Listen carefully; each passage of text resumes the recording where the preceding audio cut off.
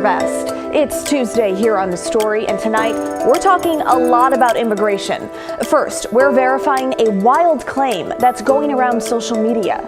They're making it legal to give the death penalty to undocumented immigrants that come across our border. The context is key. We'll dive into why that statement is misleading.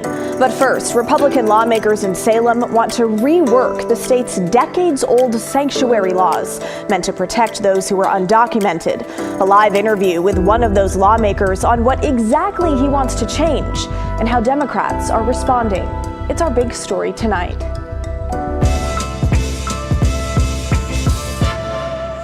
Now, before we get into that new bill, let's go over what it means to be a sanctuary state, since we know a lot of people are talking about this, given the recent federal crackdown on immigration.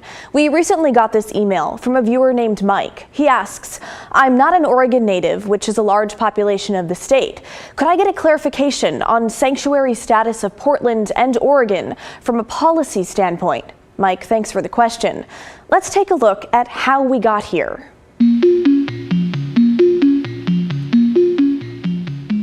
Oregon became a sanctuary state back in 1987, the first state in the country to pass a statewide law. Here's what it means. The law prohibits local law enforcement and government from helping federal immigration authorities, basically refusing to cooperate with federal immigration officers, and if they show up and start asking questions. The law has been updated and strengthened several times since then. Back in 2021, the Sanctuary Promise Act was passed, meaning law enforcement agencies cannot ask someone about their immigration status or get involved with federal immigration enforcement efforts. According to the State Department of Justice, this is all in an effort to make sure Oregon protects, quote, the safety, dignity, and human rights of all Oregonians. Now, since President Donald Trump took office last month, he's issued a slew of immigration-related executive orders, including declaring a national emergency, sending the military to the border, and attempting to end birthright citizenship. The president also wants to restrict federal funds and potentially take legal action against sanctuary cities like Portland. That's led to lawsuits, one of which the city of Portland has joined. Here's Mayor Keith Wilson 4 days ago. Portland is committed to upholding both state laws and our values. We are prepared to make our case in court and ensure that our city remains a sanctuary for all community members. Governor Tina Kotek is also standing firm in her support of the state's sanctuary laws and immigrant communities. Here's a video she posted online late last month. Hi, Oregon. Governor Kotek here. Our immigrant communities are Oregon communities. Immigrants are integral to the culture and success of Oregon. I will uphold Oregon's sanctuary promise laws, laws that were passed with almost unanimous bipartisan support in the 1980s. I support keeping families together, and I believe that people who are born here are Americans. I support the collective effort of 22 states, including Oregon, to sue the Trump administration over their attempt to end birthright citizenship. To our immigrant friends and neighbors, as your governor, I see you, I stand with you, and I've got your back. You are Oregon, and a part of what makes our state such a fantastic place to call home. Like Governor Kotek, cities across the state are touting their sanctuary status. On the City of Portland's website, right there, you can see at the top of the screen in purple are links to sanctuary city resources from the city's immigrant and refugee program and ways to report hate crimes and violations of sanctuary laws. However, other Oregon cities and counties have tried to challenge those laws, like Coos County on the coast.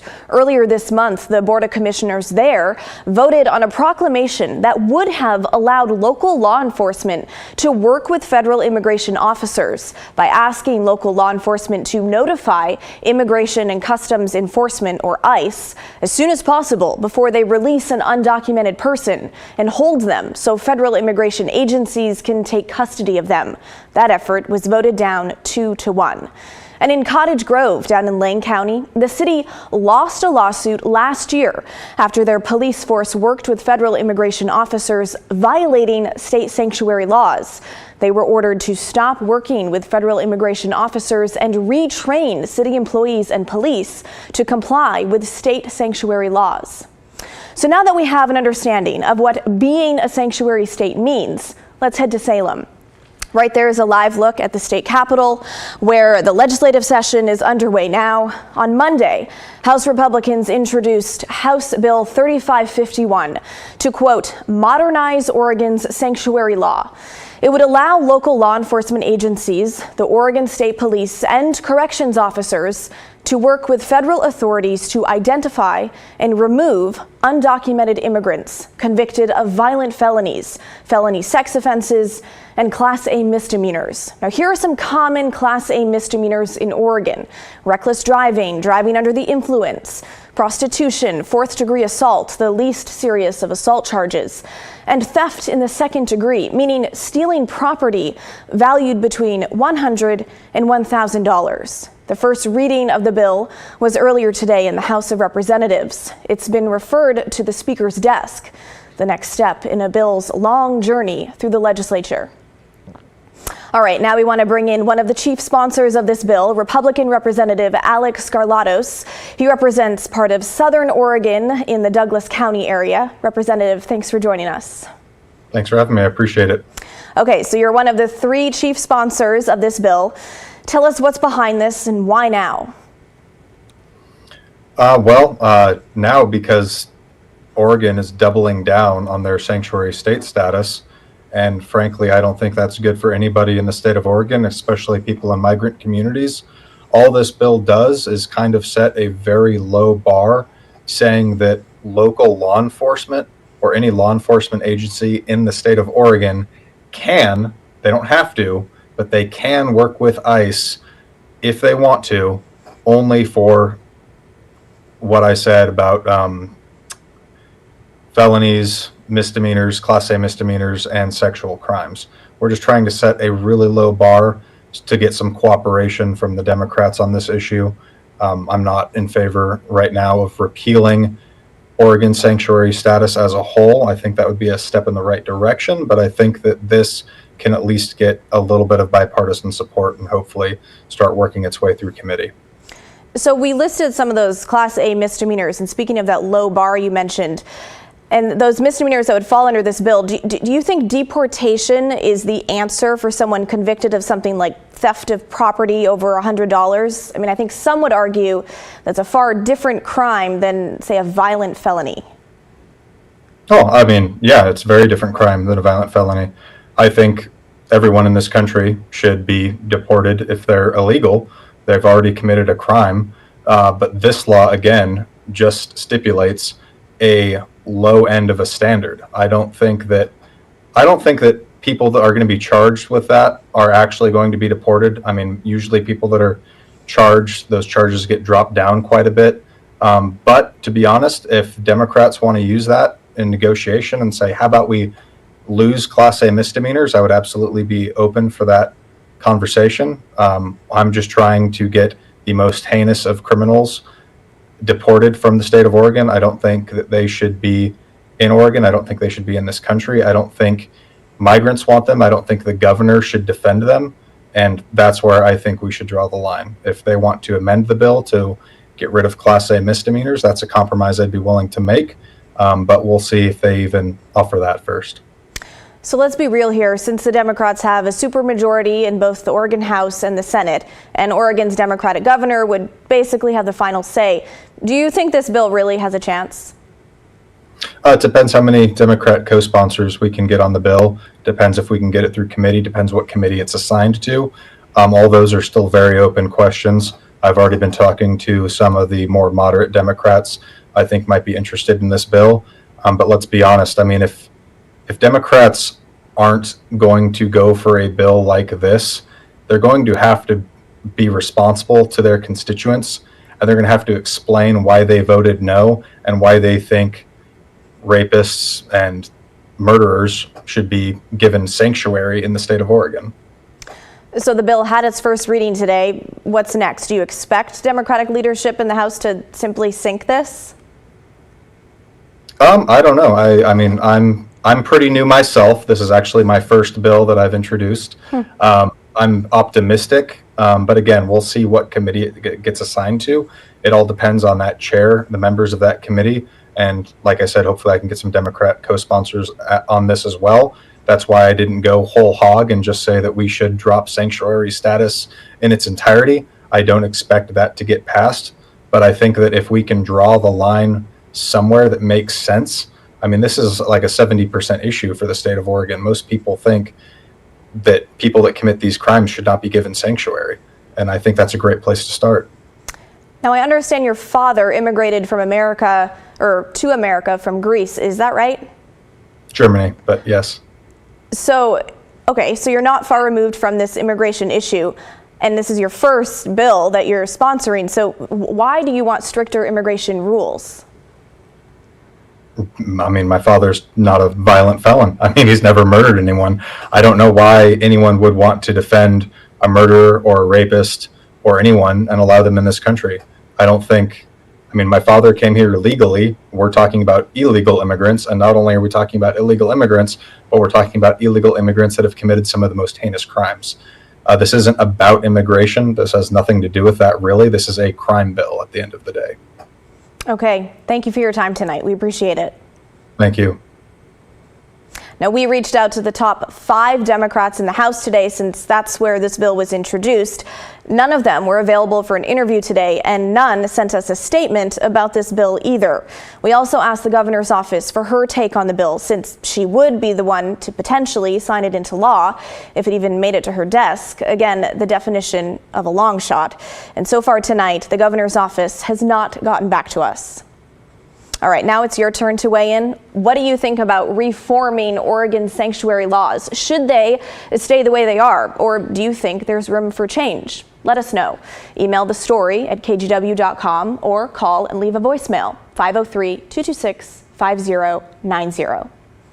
Now, as soon as President Trump took office, he and his new administration started issuing a flurry of executive orders around immigration. It's all come so quickly that, honestly, it's hard to keep up. So tonight, let's verify a big claim around illegal immigration and the death penalty. Here's what's been circulating on social media. This memo, dated February 5th, 2025, legalizes the death penalty for anyone illegally here in the United States. Except it doesn't. The TikTok creators are calling this a leaked memo, but it's not. The entire memo is publicly available right now on the Department of Justice website. So let's dive in. Our sources are the U.S. Department of Justice, the White House, the U.S. Code Chapter 228 on the death sentence, and the Death Penalty Information Center. First, no, the new Attorney General did not authorize the death penalty for immigrants solely for being undocumented. This claim is false. The memo only directs federal prosecutors to pursue the death penalty against undocumented immigrants charged with capital crimes. A memo is not a law. It's simply instructions to prosecutors. And here's what happened. Attorney General Pam Bondi did issue a real memo earlier this month. The memo instructs federal prosecutors to roll back a Biden-era moratorium on the death penalty. Bondi's memo also instructs prosecutors to pursue the death penalty and carry out death sentences, but only in cases that are already legally eligible for it. The paragraph in question says, quote, in addition to drug-related prosecutions, the policy should also be applied to cases involving non-drug capital crimes by cartels, transitional criminal organizations, and aliens who traverse our borders and remain in the United States without legal status. That last part apparently has people online pretty confused. I need you to understand, they're making it legal to give the death penalty to undocumented immigrants that come across our border who do not commit a drug crime. Okay, again, that's not the case. Context is important. The full sentence says that the policy applies to cases involving non-drug capital crimes committed by 3 specific groups of people: cartels, transitional criminal organizations, and undocumented immigrants. Yes, undocumented immigrants can receive the death penalty, but only if they're convicted of capital crimes. The bar for that is pretty high. According to the Department of Justice, capital crimes are murder, treason, genocide, or the killing or kidnapping of a congressman, the president, or a Supreme Court justice. So if you read the whole memo, which again, you can, it's on the DOJ website, you can check it out for yourself instead of listening to people on social media. It goes on to make the exact point. It says, quote, federal prosecutors are expected to seek the death penalty in cases involving the murder of a law enforcement officer and capital crimes committed by aliens who are illegally present in the United States. Now, it is true that this memo and the executive order Trump issued that prompted the memo do target undocumented immigrants more aggressively than in the past. The wording of Trump's order says, quote, seek the death penalty regardless of other factors for every, again, capital crime committed by an alien illegally present. Bondi's memo also states the murder of a law enforcement officer or a capital crime by an alien illegally present in the United States are the types of aggravating circumstances that, absent significant mitigating circumstances, will warrant the department seeking the death penalty. Now, what that means, someone's immigration status can be used as an aggravating factor when it comes to deciding whether to pursue a case as a death penalty case. But it definitely does not institute the death penalty solely for being in the U.S. illegally. Now, it's true that plenty of President Trump's executive orders have raised eyebrows. But before you believe something that sounds kind of odd, check for yourself with trusted sources before believing something on social media and taking it as gospel. All right, coming up next on the story, after a teenage girl died from a fentanyl overdose, Multnomah County prosecutors charged the homeowner of the property where she took the drug. What the girl's mother said today in court, and the message from prosecutors. That's when the story returns.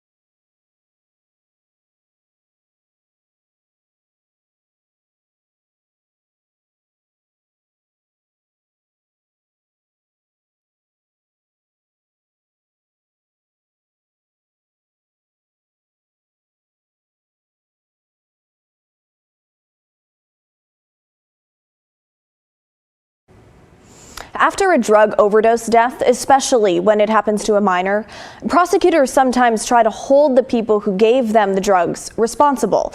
But it's not always possible to figure that out. This week in Multnomah County, officials charged a dad after a 15-year-old girl died.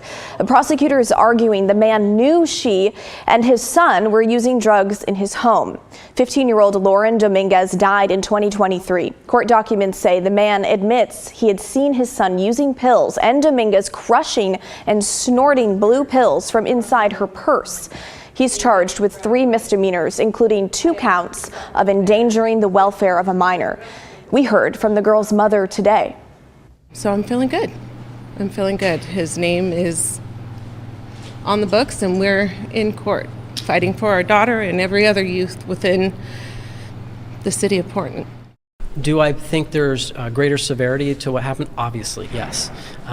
Will we charge individuals that directly give substances to youths when we can prove that? We will.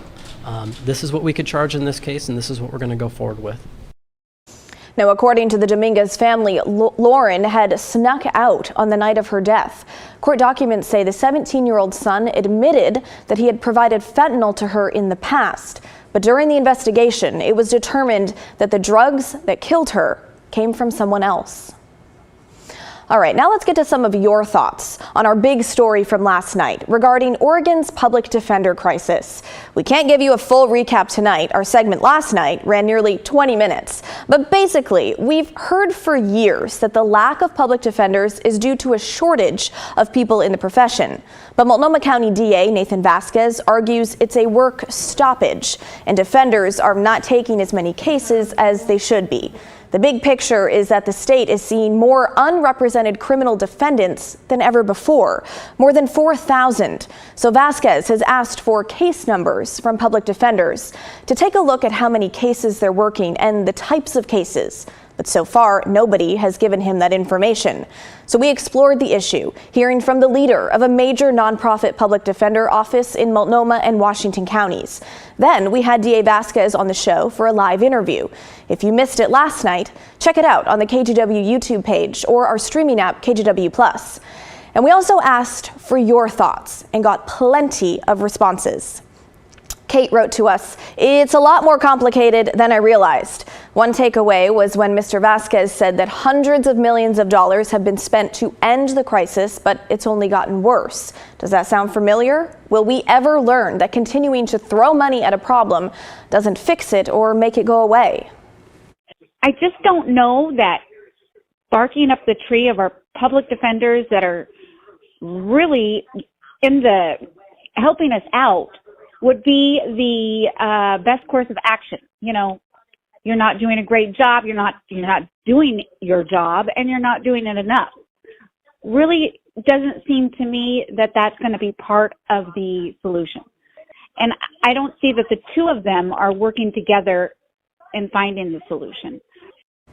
All right, how about this one from Tim? It seems pretty clear that both sides aren't listening to each other. Time to put on big boy pants and sit down to hammer this out, and if need be, make Tina's office oversee this crap storm. We simply can't be letting the wheels of justice run off the trails for both the accused and the victims.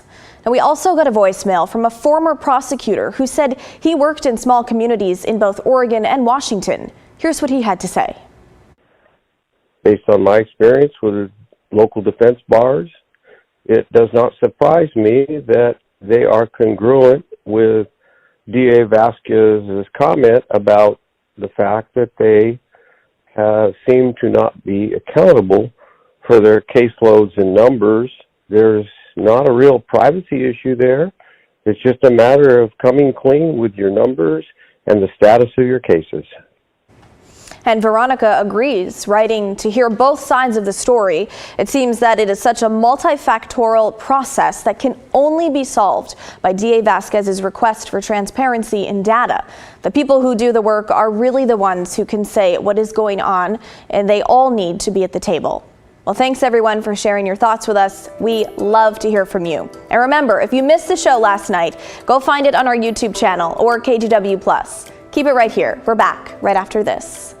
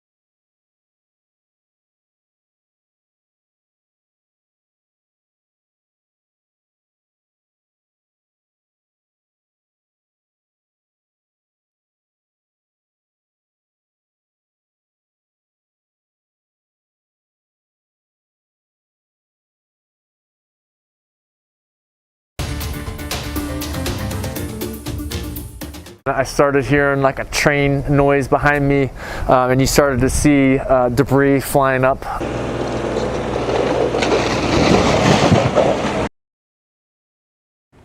Well, that was the moment this morning in southern Oregon when the roof of a high school gym collapsed.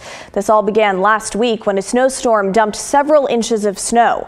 On Friday, inspectors say they found cracks in the roof's trusses at North Medford High under an estimated 700,000 pounds of snow. Whoa. The gym was closed and fenced off. Then, around 8:30 this morning, some of those trusses gave way, followed by the rest of the roof a couple hours later. No one was inside, thankfully. Engineers are looking into whether the roof can be replaced or if the entire gym will have to be torn down. My goodness. Well, that is the end of our show, folks. Thanks so much for watching. The good stuff is coming your way next. And don't forget, everyone has a story to tell. If you missed the story, you can stream the show on your own schedule. Just download the free KGW Plus app, available now on Roku, Apple TV, and Fire TV. In the meantime, have a great Tuesday night. I'll see you right back here tomorrow night.